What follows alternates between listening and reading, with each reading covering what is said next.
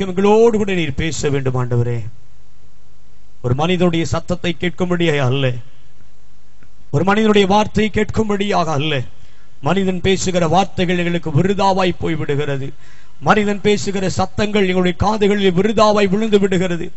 ஆவியானவரே நீர் பேசுவீரானால் எங்கள் உள்ளமும் உடைமைகளும் உடைக்கப்படும் சுவாமி. ஆவியானவரே நீர் பேசுவீரானால் எங்கள் வாழ்க்கையில் ஒரு பெரிய மாற்றத்தை நீர் கொண்டு வர முடியும் சுவாமி.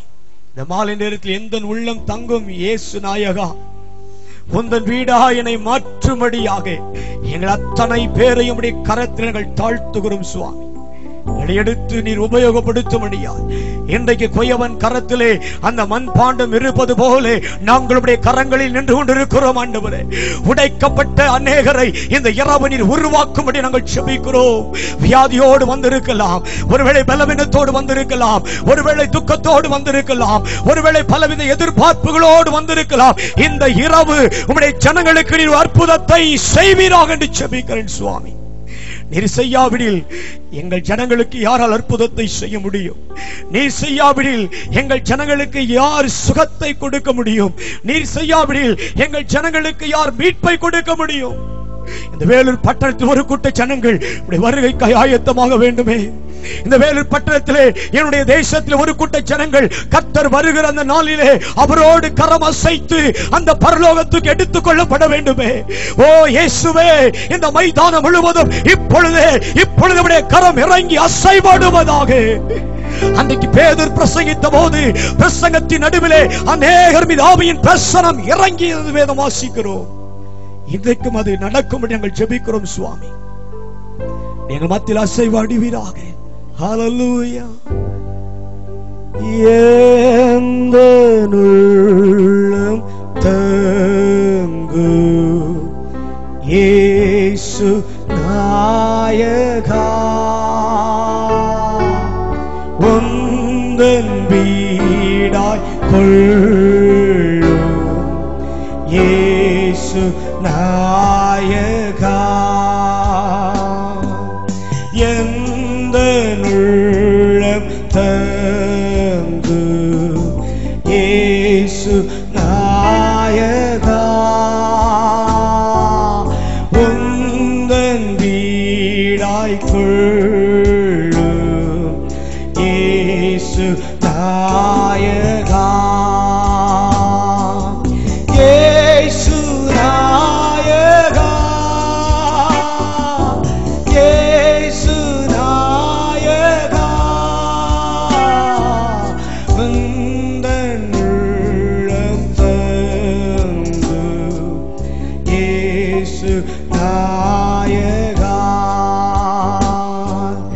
என்னை உமக்கு தந்தே இயேசு நாயகா, இனி நான் அல்ல நீரே இயேசு நாயகா, இயேசு நாயகா. எல்லாம் சேர்ந்து சொல்லலாமா? இயேசு நாயகா,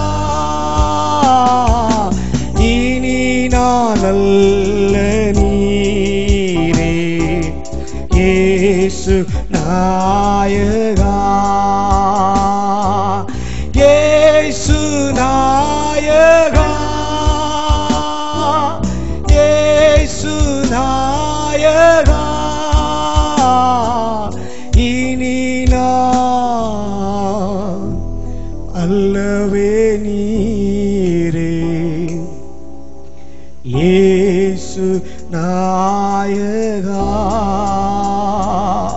இனி நான் அல்ல ஆண்டவரே, நீரே எங்கள் மத்தியில் பிரசன்னமாய் இறங்கும் என்று நாங்கள் ஜெபிக்கிறோம். இப்போது உம்முடைய பாதரட்சியின் வாரை எழுப்பதற்கு நான் பாத்திரன் அல்ல, ஆகிலும் அழைத்தவர் உண்மையுள்ளவர், நீர் பேசுவீராக. இயேசுவின் நாமத்தில் வேண்டுகிறோம் நல்ல பிதாவே, ஆமென். ஹல்லேலூயா, ஹல்லேலூயா. உரத்த சத்தம் எல்லாம் சந்தோஷத்தோடு ஹல்லேலூயா சொல். ஹல்லேலூயா. நேற்றைய தினத்திலே அருமையான ஜெபதர் அண்ணன் அவர்கள் நம்ம மத்தியிலே வந்து ஆழமான சத்தியத்தை நம்மோடு பேசி வருகைக்காக நம்மை ஆயத்தப்படுத்தினார். நாளை தினத்திலும் அதை தொடர்ந்து அவர் பேசுவார். இன்றைக்கும் கர்த்தருடைய வசனத்துக்கு நேராய் நம் கண்களை திருப்புவோமாக. எடுத்தவர்கள் எனக்காக வாசிக்கலாம். ஆமோஸின் தீர்க்கதரிசன புத்தகம் 4வது அத்தியாயம் வசனம் 12வது வசனத்தை வாசிக்கும்படி கேட்டுக்கொள்கிறேன். ஆகையால் இஸ்ரவேலே இந்த பிரகாரமாக உனக்கு செய்வேன். இஸ்ரவேலே நான் இப்படி உனக்கு செய்ய போகிறபடியால் உன் தேவனை சந்திக்கும்படி ஆயத்தப்படு. எனக்கு பிரியமான தேவஜனமே, வேதம் சொல்லுகிறது, ஆகையால் இஸ்ரவேலே இந்த பிரகாரமாக உனக்கு நான் செய்ய போகிறபடினாலே நீ என்னை சந்திக்கும்படியாய் ஆயத்தப்படு. இந்த கடைசி நாட்களிலே கர்த்தரை சந்திக்கக்கூடிய காலகட்டத்துக்குள் வந்திருக்கிறோம். எங்கு பார்த்தாலும் வருகையின் அடையாளங்கள். அதை தான் நேற்றைய தினத்திலும் அருமையான தேவதாசர் நம்மோடு பகிர்ந்து கொண்டார். இந்த கடைசி நாட்களில் எப்பக்கத்திலும் கர்த்தருடைய வருகைக்கு ஏற்ற அடையாளங்கள் நிறைவேறி கொண்டிருக்கிறது. ஒரு கூட்ட ஜனங்கள் கர்த்தருடைய வருகைக்காக ஆயத்தம் பண்ணி கொண்டிருந்தாலும் ஒரு கூட்ட ஜனங்கள் கர்த்தரை சந்திக்க ஆயத்தம் இல்லாத ஒரு சூழ்நிலையை தள்ளப்படுகிற இந்த கடைசி நாட்களை நாம் கண்ணார கண்டு கொண்டிருக்கிறோம். ஏராளமான மனிதர்கள் மரித்துக் கொண்டிருக்கிறார்கள். ஏராளமான இழப்புகளை தேசம் சந்திக்கிறது. ஆங்காங்கே இயேசு வரப்போகிறார் என்கிறதான செய்திகள் எல்லாம் துணித்துக் கொண்டிருக்கிறது. ஒருவேளை நான் மாத்திரமே வேலூர் பட்டணத்திலே இயேசுவின் வருகையின் ஊழியத்தை செய்யவில்லை. ஆங்காங்கே பலர் இயேசு கடைசி கால செய்திகளை கொடுத்துக் கொண்டிருக்கிறார்கள். ஒருவேளை இந்த கடைசி நாட்களிலே நாம் கேட்டபடி ஒருவேளை அற்புத கூட்டங்களோ அல்லது சுகமளிக்கிற கூட்டங்களோ அல்லது பலவிதமான அற்புத பெருவிழாக்களோ இன்றைக்கு ஏராளமாக இருந்தாலும் இந்த கடைசி நாட்களிலே கர்த்தரை சந்திக்க ஒரு கூட்டத்தை கர்த்தர் ஆயத்தப்படுத்திக் கொண்டிருக்கிறார். கரங்களை தட்டி கர்த்தருடைய நாமத்தை மகிமைப்படுத்துவோமாக. ஆகவேதான் வேதம் சொல்லுகிறது, இஸ்ரவேலே நீ என்னை சந்திக்கும்படி ஆயத்தப்படு என்று சொல்லுகிறார். இன்றைக்கு ஒரு சில ஆயத்தத்தை குறித்து உங்கள் மத்தியிலே பரிசுத்த ஆவியானவர் பேசுவாராக. வேதம் சொல்லுகிறது, லூக்கா எழுதின சுவிசேஷம் 19வது அதிகாரத்தில் 42, 43வது வசனங்கள் இப்படியாய் சொல்லுகிறது. எடுத்தவர்கள் வாசிக்கலாம், வசனத்தை கேட்கலாம். லூக்கா 19வது அதிகாரம் 42, 43. உனக்கு கிடைத்த இந்த நாளிலாகிலும் உன் சமாதானத்துக்கு ஏற்றவைகளை நீ அறிந்திருந்தாயானால் நலமாயிருக்கும். இப்பொழுதோ அவைகள் உன் கண்களுக்கு மறைவாயிருக்கிறது. உன்னை சந்திக்கிற காலத்தை நீ அறியாமல் போனபடியால் உன் சத்துருக்கள் உன்னை சூழ மதில் போட்டு உன்னை வளைந்து கொண்டு எப்பக்கத்திலும் உன்னை நெருக்கி உன்னையும் உன்னில் உள்ள உன் பிள்ளைகளையும் தரையாக்கி போட்டு உன்னிடத்தில் ஒரு கல்லின் மேல் ஒரு கல்லிராதபடிக்கு செய்யும் நாட்கள் உனக்கு வரும் என்று சொல்லி கடைசி நாட்களுடைய அந்த காரியத்தை ஆவியானவர் எழுதி வைத்திருக்கிறார். கடைசி நாட்களில் நடக்க போகிற சம்பவத்தை அநேக சுவிசேஷ பகுதியில் பார்த்துக் கொண்டிருக்கிறோம். வேதம் சொல்லுகிறது, உனக்கு கிடைத்த இந்த நாளிலாகிலும் உன் சமாதானத்துக்கு ஏற்றவைகளை நீ தேடுவாயனால் நலமாக இருக்குமே.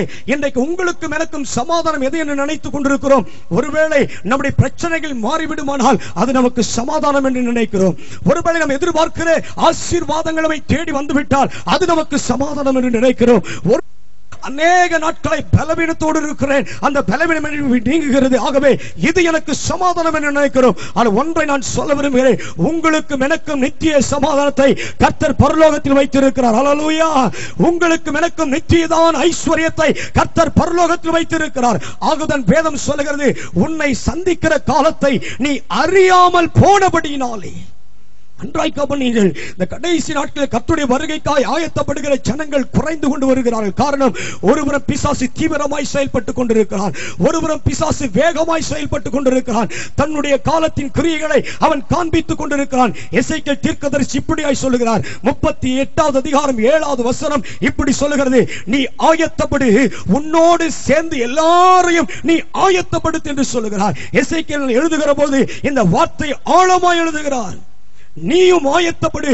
உன்னோடு கூட சேர்த்து எல்லாரையும் நீ ஆயத்தப்பட வேண்டிய கடைசி நாட்களுக்கு வந்துவிட்டோம். இந்த பொறுப்பு எனக்கு மாத்திரம் அல்ல, இந்த ஊழியம் எனக்கு மாத்திரம் அல்ல, இந்த பாரம் எனக்கு மாத்திரம் அல்ல, இந்த தரிசனம் எனக்கு மாத்திரம் அல்ல, இந்த ஊழியத்தின் காரியங்கள் எனக்கு மாத்திரம் அல்ல.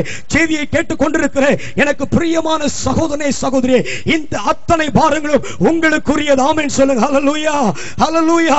முதலாவது நீங்கள் ஆயத்தமாக வேண்டும். இயேசுவை சந்திக்கும்படியாய் அந்த கடைசி ஆயத்தத்துக்குள் நீங்கள் பிரவேசிக்க வேண்டும். ஒருவரும் தேவன் விரும்புவதே இல்லை.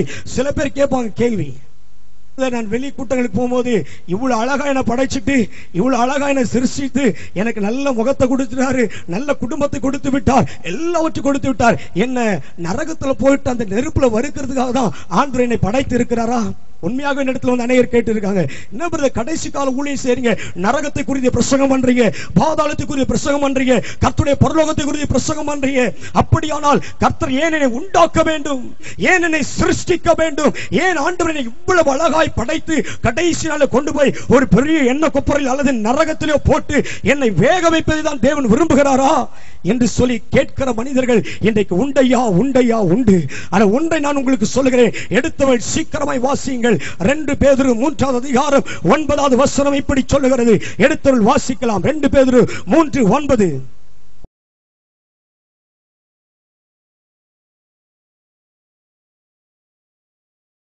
தாமதிக்கிறார் என்று சிலர் எண்ணுகிறபடி கர்த்தர் தமது வாக்குத்தத்தத்தை குறித்து தாமதமாயிராமல், கர்த்தர் தமது வாக்குத்தத்தத்தை குறித்து தாமதமாயிராமல், ஒருவரும் கெட்டு போகாமல், எல்லாரும் மனம் திரும்ப வேண்டும் என்று விரும்பி நம்மேல் நீடிய பொறுமை உள்ளவராயிருக்கிறார். ஒருவரும் கெட்டு போவது தேவனுடைய சித்தம் அல்ல என்று சொல்லி தாமதிக்கிறார் என்று சொல்லி சிலர் எண்ணுகிறபடி அல்ல, தாமதிக்கிறார் என்று சொல்லி சிலர் எண்ணுகிறபடி அவர் தமது வாக்குத்தத்தத்தை குறித்து தாமதமாய் இல்லாமல், ஒருவரும் கெட்டு போவது தேவ சித்தம் அல்ல. இந்த நல்ல ஆண்டவரை கரங்களை பலமாய் தட்டி கர்த்தரை மகிமைப்படுத்துவோமாக. ஒருவரும் நரகத்துக்குள் போய் விழுவதை தேவன் விரும்பவில்லை. ஒருவேளை பெற்ற பிள்ளைகள், ஒருவேளை நாம் பெற்றெடுக்கிற பிள்ளைகள் நம்முடைய கண்களுக்கு முன்பதாய் வேதனைக்குள் விழுவதை நாம் விரும்புவதில்லை. ஒருவேளை நம்முடைய பிள்ளைகள் வியாதிப்படுமானால் நம்முடைய குடும்பமே சுக்குநூறாய் உடைகிறது. எனக்கு தெரிந்த ஒரு குடும்பம் இருக்குது ஆம்பூர் பகுதியிலே.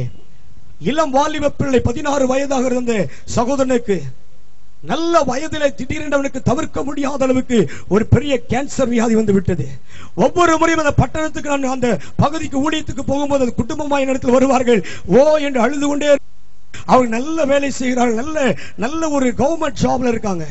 ஆனா தன் பிள்ளையை கொண்டு வந்து, அந்த வாலிபனை கொண்டு வந்து, அந்த வாலிபனுக்கு இருக்கிற அந்த கேன்சர் வியாதி முத்தி போன நிலைமையில் இருக்கிறது. அந்த தாயை பார்க்கிற பொழுதெல்லாம் அவள் கண்ணீர் விட்டு, என் மகனை கர்த்தர் சுகமாக்க வேண்டும், எப்படியாக என் மகனை கர்த்தர் சுகமாக்க வேண்டும், எப்படியாக மகனை சுகமாக்க வேண்டும். என் குடும்பமே பிணத்தை போட்டு வைத்திருக்கிறது போல இருக்கிறது. நாங்கள் வீட்டுக்குள் போவோமானால் எங்களுக்கு சந்தோஷம் இல்லை பிரதர், நாங்கள் வீட்டுக்குள் பிரவேசிக்குமானால் எங்களுக்கு சந்தோஷம் இல்லை. எந்த பண்டிகையும் எங்களுக்கு இல்லை, எந்த விழாக்களும் இல்லை, எந்த விதமான சந்தோஷமும் இல்லை, எந்த பிறந்த நாள் விழாக்களும் இல்லை. எங்கள் வீட்டுக்குள் நாங்கள் பிரவேசிக்கிற தம்பி ஒரு மூலையில இருப்பான், அண்ணன் ஒரு மூலையில இருப்பான், நான் ஒரு மூலையில இருப்பேன், என்னுடைய வீட்டுக்காரர் ஒரு மூலையில இருப்பாரு. எங்கள் பிள்ளைகளை கண்டு நாங்கள் கண்ணீர் வடித்துக் கொண்டிருப்போம். ஒவ்வொரு இரவும் மகளுமாய் நாங்கள் தூங்குவதில்லை என்று சொல்லி இருக்கிறார்கள். கேட்டுக்கொண்டிருக்கிற அருமையான சகோதரர்களே சகோதரிகளே, ஒருவேளை இந்த உலகத்திலே நம்முடைய பிள்ளைகள் ஒரு வேதனைப்படுவதை நம் உள்ளம் தாங்கிக் கொள்ள முடியவில்லை. வேதம் சொல்லுகிறது, இந்த உலகத்தை காட்டிலும் பரமபிதா நம்மை நேசித்துக் கொண்டிருக்கிறார். நீங்களும் நான் நரகத்தில் போய் விழுவதை ஒரு நாள் அவர் பார்ப்பதற்கு விரும்புவதில்லை. கர்த்தருடைய சிந்தனையை புரிந்து கொள்வோம் என்பதை எடுத்தல் வாசிக்கலாம். மார்க் எழுதின சுவிசேஷம் 9வது அதிகாரம் 43வது வசனத்திலிருந்து 45 வரை வாசிக்கும்படி கேட்டுக்கொள்கிறேன். மார்க் 9வது அதிகாரம் 43லிருந்து 45 வரை. உன் கை உனக்கு இடரல் உண்டாக்கினால், உன் கை உனக்கு இடரல் உண்டாக்கினால் அதை தரித்து போடு, அதை தரித்து போடு. நீ 2 கையுடையவனாய், நீ 2 கையுடையவனாய் அவியாத அக்னியுள்ள நரகத்திலே போவதை பார்க்கிலும், அவியாத நரகத்திலே போவதை பார்க்கிலும், ஊனனாய் ஜீவனுக்குள் பிரவேசிப்பது உனக்கு, ஊனனாக ஜீவனுக்குள் பிரவேசிப்பது உனக்கு நலமாயிருக்குமே. அங்கே அவர்கள் புழு சாவாமலும், அங்கே அவர்கள் புழு சாகாமலும், அக்னி அவியாமலும் இருக்கும். அக்னி அவியாமலும் இருக்கும். உன் கால் உனக்கு இடரல் உண்டாக்கினால், உன் கால் உனக்கு உனக்கு இடரல் உண்டாக்கினார், அதை தரித்து போடு. அதை தரித்து வெட்டி போடு. நீ 2 காலுடையவனாய், நீ 2 காலுடையவனாக அவியாத அக்னியுள்ள நரகத்திலே தள்ளப்படுவதை அவியாத அக்கினி நரகத்திலே தள்ளப்படுவதை பார்க்கிலும் சப்பானியாய் ஜீவனுக்குள் பிரவேசிப்பது உனக்கு நலமாயிருக்கும். சப்பானியாய் ஜீவனுக்குள் பிரவேசிப்பது உனக்கு நலமாயிருக்குமே. அங்கே அவர்கள் புழு சாவாமலும், அங்கே அவர்கள் புழு சாகாமலும், அக்னி அவியாமலும் இருக்கும். அக்னி அவியாமலும் இருக்கும். என்னை கேட்டுக்கொண்டிருக்கிற தேவச்சனமே, 2 காலோட நான் நரகத்துல போறதை பார்க்கலாம். எனக்கு ஒரு கால் இல்லைனாலும் பரவாயில்ல, இயேசு ராஜாவை நான் சந்தித்து விட வேண்டும். ஹல்லேலூயா. ஒருவேளை உங்களை பார்த்து நான் கேட்கிறேன், இந்த இரவு நேரத்தில் அற்புதம் பெரிய காரியமா அல்லது பரலோகம் பெரிய காரியமா? ஹல்லேலூயா. பரலோகம் என்று சொல்லுகிறவர்கள் கரங்களை தட்டி ஆம் என்று சொல்லி கர்த்தரை மகிமைப்படுத்துவோமாக. ஒருவேளை எனக்கு அற்புதம் நடக்காமல் போனாலும் சரி, ஒருவேளை என் 2 கண்களிலே ஒரு கண் தெரியாமல் போனாலும் சரி, ஒருவேளை என் கால்கள் ஊனமாயிருந்தாலும் சரி, ஒருவேளை நான் தத்தியாக நடந்தாலும் இயேசு ராஜாவை நான் சந்தித்து விட வேண்டும். காரணம், இனியும் காலம் செல்லாது, கர்த்தருடைய கடைசி காலம் வந்துவிட்டது. ஒருவேளை எனக்கு அற்புதங்கள் இல்லாமல் போனாலும் சரி, இந்த கடைசி நாட்கள் தேவை அற்புதம் அல்ல, எழுப்புதலே எழுப்புதலே எழுப்புதலே. ஆமென் என்று சொல்லுங்க. ஹல்லேலூயா. இந்த கடைசி நாட்கள் அற்புதம் அல்ல, அற்புதத்தை காட்டிலும் ஒரு பெரிய காரியம் இருக்கிறது. அதுதான் கர்த்தருடைய வருகை. கர்த்தருடைய வருகை. கேட்டுக்கொண்டிருக்கிற சகோதரனே சகோதரி, இந்த கடைசி நாட்கள் சுவிசேஷம் சொல்லுகிறார், எனக்கு 2 கண்ணு இல்லாம போனாலும் சரி, ஒருவேளை ஒரு கண்ணு, ஒருவேளை எனக்கு சுகம் கிடைக்காம போனாலும் சரி, ஒருவேளை காலெல்லாம் எனக்கு பலவீனமா இருந்தாலும் சரி, ஆனால் ஆண்டவரை சந்தித்து விட வேண்டும். ஆமென் சொல்லுங்க. ஹல்லேலூயா. இப்படி ஒரு பிரசங்கியார் பிரசங்கித்துக் கொண்டிருக்கிறார் ஒரு கூட்டத்திலே. அந்த கூட்டம் முழுக்க முழுக்க தொழு நோயாளி மத்தியிலே பிரசங்கம் நடந்து கொண்டிருக்கிறது. நம்மை போல முழு கைகள் உள்ளவர்கள் அல்ல, நம்மை போல நம்முடைய விரல் எல்லாம் முழுமையாக இருக்கிறது, ஆனால் அவருடைய விரல் எல்லாம் வெட்டப்பட்டதை போல சூம்பி போனதாக இருக்கிறது. இந்த தொழுநோயின் மத்தியிலே பிரசங்கர் வேகமாய் ஆழமாய் அதிகமாய் பிரசங்கித்துக் கொண்டிருக்கிறார். அந்த பலிபீடத்தில் நின்று பிரசங்கம் வேகமாய் ஓடிக்கொண்டிருக்கிறது. ஒரு 70 பேர் அந்த இடத்தில் கூடியிருப்பார்கள். அந்த சிற்றாலயத்திலே அந்த தொழுநோயாளிகளுக்காகவே விசேஷித்த ஆராதனை நடந்து கொண்டிருக்கிறது. கூட்டம் முடிகிறதுக்கு சற்று முன்பதாக ஒரு தாயை வீல்சேரில் கொண்டு வந்து அந்த ஆலயத்துக்குள் நிற்க பண்ணுகிறார்கள்.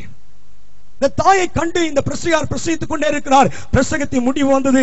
எல்லாருக்கும் ஒரு அழைப்பை கொடுத்தார். இன்றைக்கு இயேசு உங்களை சுகமாக்கவும் அன்பு செலுத்தவும் இந்த ஆலயத்துக்குள் என்று சொல்லி அவருக்கு ஒரு அழைப்பை கொடுத்தார்கள். எல்லாரும் வந்தார்கள். அந்த அம்மா 4 சக்கர வாகனத்திலே அந்த தாய் உட்கார்ந்து வைத்துக் கொண்டிருந்தார்கள். கடைசியாய் பிரசங்கம் முடிந்த உடனே எல்லாம் முடிந்தது. இந்த ஊழியக்கார் பிரசங்கத்தில் இறங்கி நேரடியாக அந்த தாயை சந்திக்க போனார். அந்த தாயை சந்திக்க போன நேரடியாக அந்த தாயின் அருகாமையிலே போய் அந்த அம்மா பார்த்து கேட்டார், அம்மா எப்படிமா நீ உயிரோடு இருக்கிற? அம்மா எப்படி நீ உயிரோடு வாழ்ந்து கொண்டிருக்கிறாய்? எப்படி நீ ஜீவித்துக் கொண்டிருக்கிறாய் என்று அந்த தாயை பார்த்து கேட்டாராம். ஏன் அந்த தாயை பார்த்து அப்படி கேட்க வேண்டும் என்று சொன்னால், அந்த சகோதரிக்கு 2 கண்கள் இருக்க வேண்டிய இடத்தில் 2 கண்கள் இல்லாமல் இருந்தது. 2 கால்கள் இருக்க வேண்டிய இடத்திலே 2 கால்களும் முட்டிக்காலுக்கு கீழே வெட்டப்பட்டிருந்தது. 2 வேண்டிய இடத்திலே 2 கைகளும் இல்லை, 2 கைகளும் தரிக்கப்பட்டிருந்தது. கண்ணுக்கு உள்ளாக ஒரு பெரிய 2 குழிகள் இருந்தது. 2 கண்ணுமே இல்லை. காதுகள் எல்லாம் அடக்கப்பட்டிருக்கிறது. இந்த அம்மாவை பார்த்து இந்த ஊழியக்காரர் கேட்டாரா, உங்களை பார்க்க எனக்கு வேதனையா இருக்கிறது, என்னாலே இந்த வேதனை தாங்கிக் கொள்ள முடியவில்லை. உங்களுக்கு சரீரமே இல்லை, சரீர உறுப்புகளே இல்லையே, 2 கைகளும் இல்லை, 2 கால்களும் இல்லை, 2 கண்களும் இல்லை, கொண்டிருக்கிறீர்கள், எப்படி நீங்கள் ஜீவித்துக் கொண்டிருக்கிறீர்கள், எப்படி சகித்துக் கொண்டிருக்கிறீர்கள் என்று சொல்லி அந்த தாயை பார்த்து இந்த தேவ மனிதர் கேட்டாராம். அந்த அம்மா என்ன சொல்லிருப்பாங்க நினைக்கிறீங்க? அந்த தாய் சொன்னார் அந்த ஊழியக்காரரை பார்த்து, அட போப்பா. ஒருவேளை வேடிக்கையா இருக்கலாம். அந்த ஊழியக்காரரை பார்த்து அந்த அம்மா சொன்னாங்களாம், அட போப்பா, இதுக்காக இவ்வளவு கவலைப்படுற? 2 கை இல்ல, 2 கண் இல்ல, 2 கால் இல்ல, நான் ஊனமா இருக்கிறேன், என்ன 4 சக்கரத்தை தள்ளிட்டு வராங்க, எனக்கு உன்னை பார்க்க அழகு, எனக்கு உன்னை பார்க்க கண் இல்ல, நீ சொல்றத கொஞ்சம் கேட்க காது இருக்குது, அவ்வளவுதான், நடக்க 2 கால் இல்ல, ஓ எதையும் செய்யறதுக்கு 2 கை இல்ல, இதுக்காக கவலைப்படுற? நான் கவலைப்படல, போப்பா, இப்போ நான் கண்ணை மூடுவேனால் நான் ராஜாவுடைய மடியிலே போய் தங்குவேன் என்று சொன்னார். கரங்களை தட்டி கர்த்தருடைய நாமத்தை மகிமைப்படுத்துங்க. இப்போது என் கண் மூடுமானால், இப்போது நான் மரித்து விடுவேனால், அடுத்த வினாடி மடியிலே போய் நான் சேர்ந்து விடுவேன் என்று சொல்கிறார். வந்திருக்கிற எனக்கு அருமையான தேவ பிள்ளைகளே, எத்தனை பேர் சொல்ல முடியும்? 2 கரங்களும் இருக்கிறது, 2 கால்களும் இருக்கிறது, எல்லாம் சுகமாய் இருக்கிறது, எல்லாம் சௌகரியமாய் இருக்கிறது, ஆனால் உங்களால் என்னால் ஆண்டவரை சந்திக்க முடியும் என்று சொல்லி எத்தனை பேர் சொல்ல முடியும்? விசேஷமாக வேலூர் பட்டணத்திலே இந்த கூட்டம் நடப்பதின் நோக்கமே என் தேவன் கொடுத்த அந்த பெரிய பாரத்தினால் தான். இல்லை என்றால் அப்படிப்பட்ட கூட்டத்தை நடத்த வேண்டும் என்கிற பிரயாசம் அல்ல. என் தேவன் சொன்ன அந்த வேளு பட்டணத்திலே கடைசி நாட்களிலே கடைசி கால எழுப்புதலை நடத்த வேண்டும். அந்த கூட்டத்தை நடத்தி என் ஜனங்களை, உன் ஜனங்களை நீ நேசித்து வருகை குறித்து பிரசங்கிக்க வேண்டும். தேவன் கொடுத்ததான வார்த்தையினாலே, வாக்குத்தத்தத்தினாலே, அவர் கொடுத்த அந்த கட்டளையினாலே இந்த ஊழியத்தை நிறைவேற்றி வருகிறோம். ஒவ்வொரு ஆண்டும் இந்த கூட்டத்தை பாரத்தோடு நடத்தி ஒரு சில கூட்டத்தை ஆகிலும் ராஜா வருகிற பொழுது அவரை சந்திக்கும்படியாய், அவரை முகமுகமாய் பார்க்கும்படியாய் இயேசு ராஜா சீக்கிரமாய் இறங்கி வரப்போகிறார். இந்த கடைசி காலமாகி விட்டது. ஆகவேதான் ஆமோஸ் தீர்க்கதரிசி சொல்லுகிறார், இஸ்ரவேலே உன் தேவனை சந்திக்கும்படி நீ ஆயத்தப்படுகிற காலத்துக்குள் வந்திருக்கிறோம். இனியும் ஒரு காலம் வரும் என்று நினைக்க வேண்டாம். இனியும் ஒரு தலைமுறை நான் பார்ப்போம் என்று நினைக்க வேண்டாம். இனியும் ஒரு காலம் நமக்கு இருக்கிறது நினைக்க வேண்டாம். இன்னும் கொஞ்ச காலம் ஓடிக்கொண்டிருக்கலாம். ஒருவேளை கடைசி நாட்களிலே இயேசுவை சந்திக்க ஆயத்தப்படுவோம் என்று சொல்லி நினைத்துக் கொண்டிருக்க வேண்டாம். எனக்கு பிரியமான சகோதரி, சகோதரியே, வேலூர் பட்டணத்தில் இருக்கிற ஜனங்களை நாங்கள் அதிகமாய் நேசிக்கிறோம். காரணம், இந்த இடத்தில் எங்கள் ஊழியம் இருக்கிறதுனாலே எங்கள் ஜனங்கள் இயேசுவை சந்திக்க, ஹல்லேலூயா, என்னுடைய குடும்பத்தார் இயேசுவை